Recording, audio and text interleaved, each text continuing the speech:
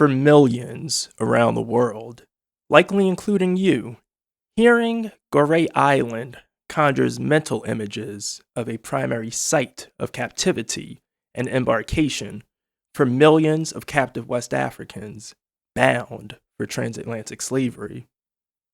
But where did that popular perception come from? What is the evidence for it? I'm going to tell you the truth about Gorée Island in Senegal.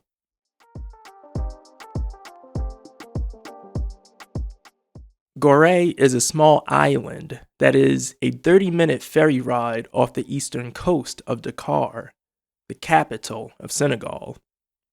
It was designated as a UNESCO World Heritage Site in 1978.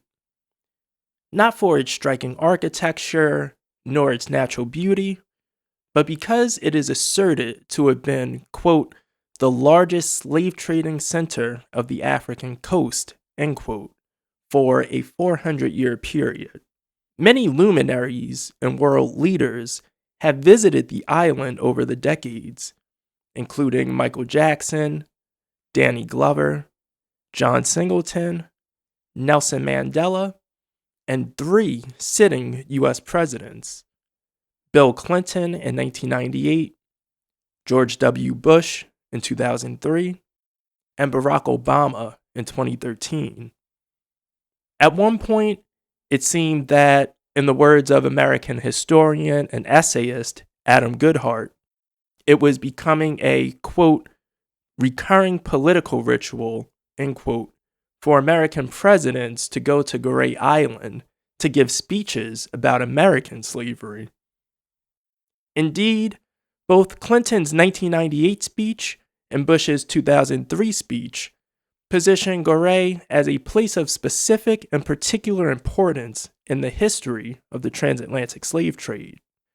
The place that Gorée occupies in popular historical memory has divided observers into 2 camps: those who argue it should be considered a key hub of the transatlantic slave trade, and those who argue that its role in transatlantic slavery has been greatly exaggerated. These 2 camps and their trajectories over the past several decades have largely been defined by the influence of 2 men, both born in 1922, living on opposite ends of the Atlantic, and both of whom died in 2009. Boubacar Joseph Ndiaye of Senegal and Philip D. Curtin of the United States. Born 5 miles from Gorée in a city called Rufisque, Boubacar Joseph Ndiaye was a soldier in France's Troupes Coloniales during World War II and the Vietnam War. After retiring from the military, Ndiaye spent some time working in commercial endeavors before pivoting his professional and personal life towards Gorée for the last 4 decades of his life.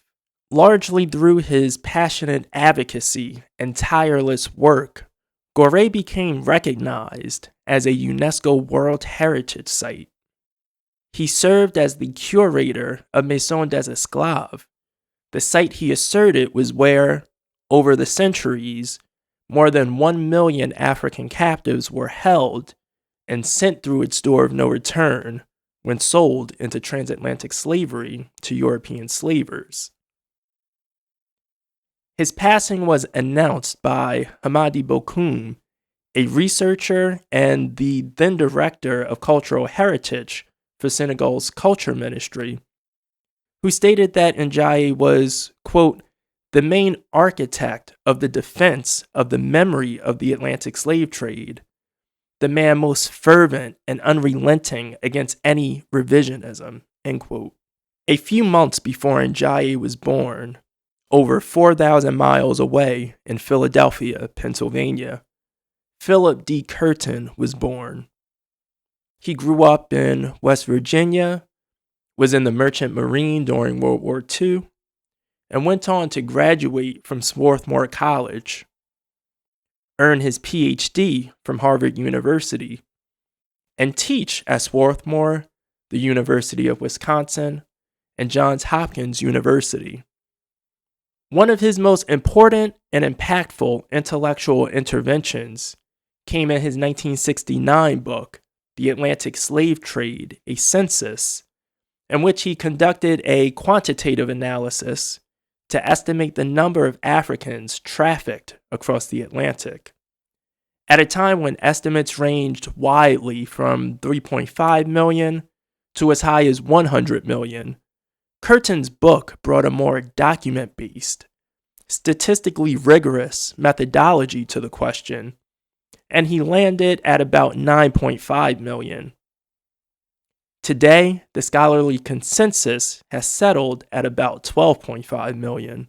There are certainly criticisms that can be made of the book and his methodology, but his work changed the academic field of African history.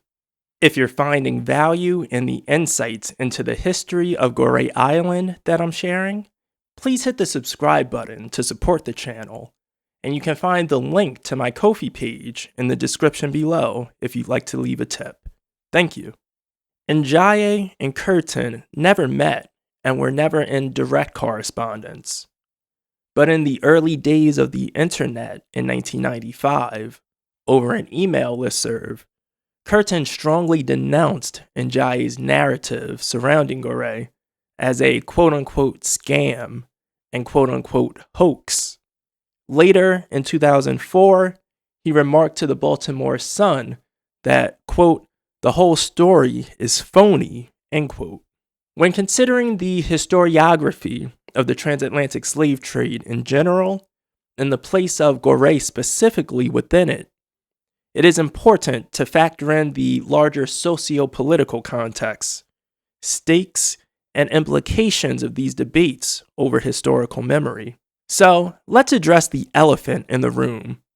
Here was Curtin, a white man, attacking a conception of Gorée championed by a Senegalese man passionate about keeping alive the memory of those victimized by the transatlantic slave trade, whose perspective had spread widely in the preceding decades. There were also the optics of Curtin's work in the eyes of some, revising downward the number of Africans ensnared in transatlantic slavery, which can be interpreted as downplaying the most horrific crime against humanity in history. What's more, Curtin wrote a 1995 piece for the Chronicle of Higher Education titled Ghettoizing African History, in which he lamented the quote-unquote intellectual apartheid of continental and diasporic Africans being prioritized for jobs in African history, as well as the potential that white scholars in the field could be pushed out by African-born scholars immigrating to the US. Taken together, these points do not paint Curtin in the best light. After Curtin's 1995 denunciation of Ndiaye's narrative, French journalist and essayist Emmanuel Deroux published a controversial article titled Le mythe de la maison des esclaves qui résiste à la réalité, the myth of the house of slaves that defies reality, in late 1996 in French newspaper Le Monde. Whereas the discourse initiated by Curtin's comments over the email listserv were largely confined to that academic circle, the discourse generated by Deroux's article snowballed and had global reverberations. The attention of Senegalese from all corners of society was on this very question, and they engaged in lively discussion and debate. Cheikh Anta Diop University in Dakar convened a colloquium in 1997, bringing together historians and other scholars in an effort to arrive at a conclusion on the role of Gorée in transatlantic slavery. For some, both inside and outside of academia, the question essentially boiled down to the color line and the colonizer versus the colonized. For others, they defied that heuristic and sought to square the historical record with the modern symbol of Gorée.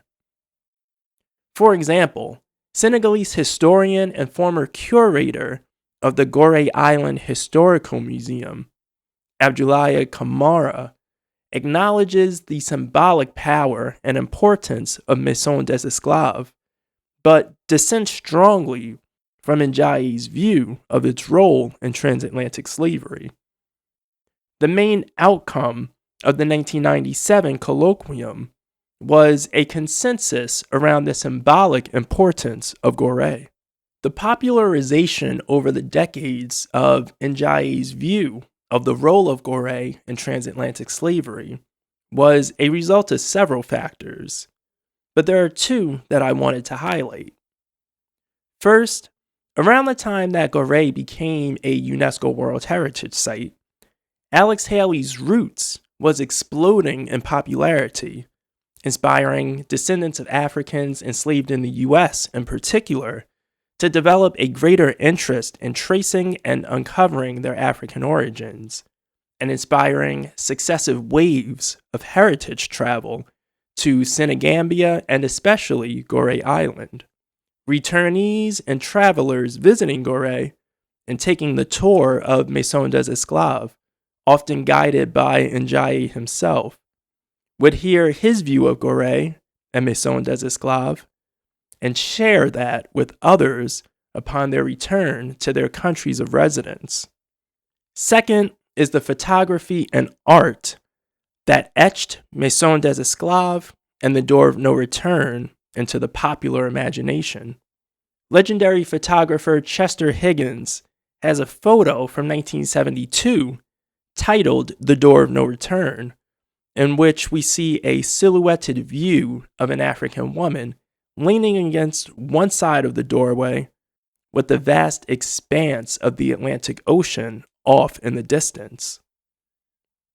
And in 1993, legendary multimedia artist Carrie Mae Weems debuted her Slave Coast series, an installation featuring scenes from Gorée and also Elmina and Cape Coast in Ghana.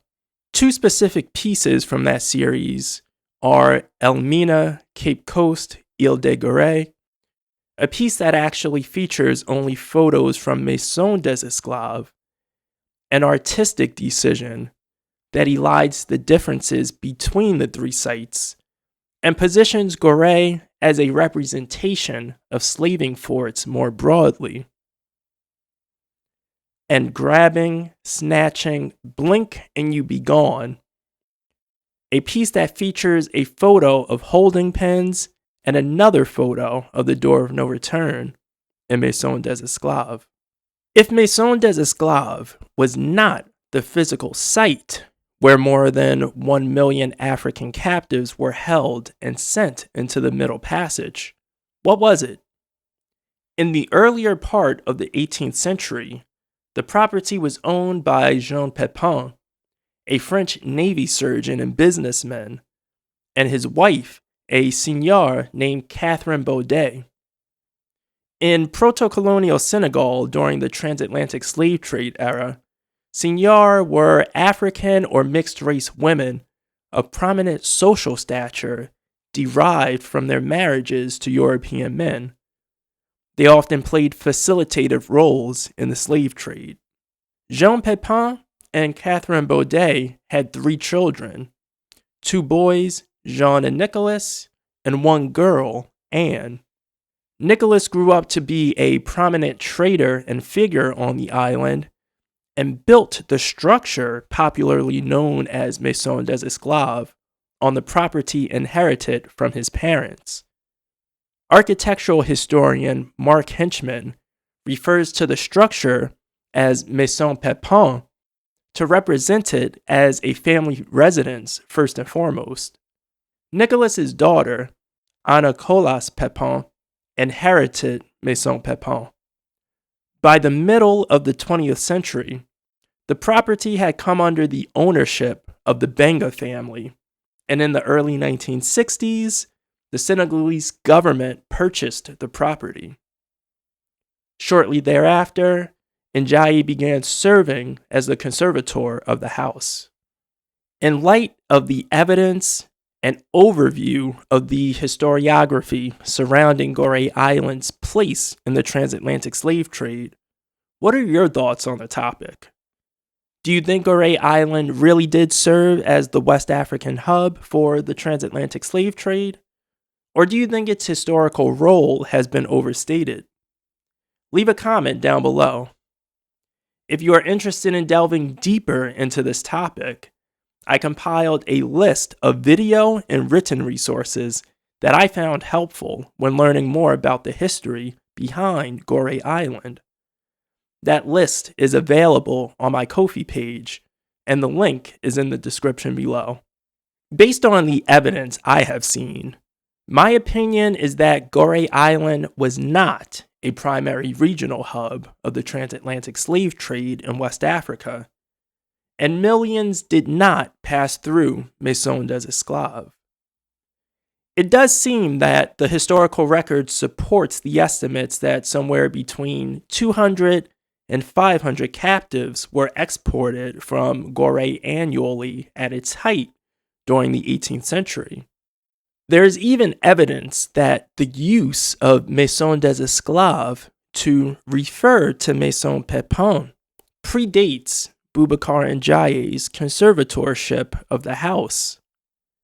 There is a 1958 guidebook that uses the term, but the specific claims that Gorée served as the regional hub for the transatlantic slave trade in West Africa, and that millions passed through Maison des Esclaves, do not seem to have historical support beyond the writing and tours of Boubacar and Ndiaye. Even within Senegal itself, the northern city of St. Louis exported several thousand captives annually during the 18th century. Numbers aside, it is quite clear that the site has grown into a bigger symbol, honoring the victims and memorializing the civilizational atrocities of transatlantic slavery. As Africans, both continental and diasporic, it should be important for us to stand on the truest truths we know as it relates to our ancestors, particularly those who suffered from the grave crimes of slavery and colonialism. At the time that Boubacar and Ndiaye was beginning his international agitation and advocacy around Gorée, the horrors of the scale, violence, and indignities of transatlantic slavery were far less widely known than they are today, and diasporic knowledge of specific sites on the continent our ancestors may have been trafficked from was essentially non-existent. The world in 2026 is much different than the world was in 1966 or 1976. Information is more readily available. We have the benefit of resources like slavevoyages.org and DNA testing. We know of sites like Elmina Castle and Cape Coast Castle in Ghana, and cities like Badagry in Nigeria, and Ouida in Benin that were deeply bound up with the transatlantic slave trade. Scholars and activists have built on the foundation laid by their predecessors, including Ndiaye, whom we should always salute for his contributions, to advance our understanding of the scale of transatlantic slavery and the specific atrocities and harms inflicted upon Africans. It is obviously valid and incumbent upon us to honor the Africans who were enslaved on Gorée and trafficked through there. Beyond that, to the extent that we treat Gorée as a symbolic site honoring the victims of transatlantic slavery more broadly, that is fair too. But today, we do not need to and should not embellish any history. I visited Senegal in spring 2022, and it was my first big international trip and my first time visiting the continent. Having spent time at Gorée and seeing the Maison des Esclaves or Maison Pépin up close, I can say that the island and its people are beautiful, and that touring the house is an emotional experience regardless of which side of the debate you fall on. Nothing in this video should be interpreted as discouragement from visiting Gorée Island or Maison des Esclaves. You should absolutely go and see it for yourself. Later this year, I'll be releasing a full retrospective on my trip to Senegal, going into much more detail on my experience at Gorée, plus much more. Hit the like button on this video and hit the subscribe button now to lock in with Mazayu Media for content that inspires the African diaspora to learn about, travel to, and connect with the regions our ancestors hailed from. And check out this video to see what popular streamer iShow Speed missed in Senegal during his Africa tour, and this video to learn about the Ayo masquerades of Lagos, Nigeria.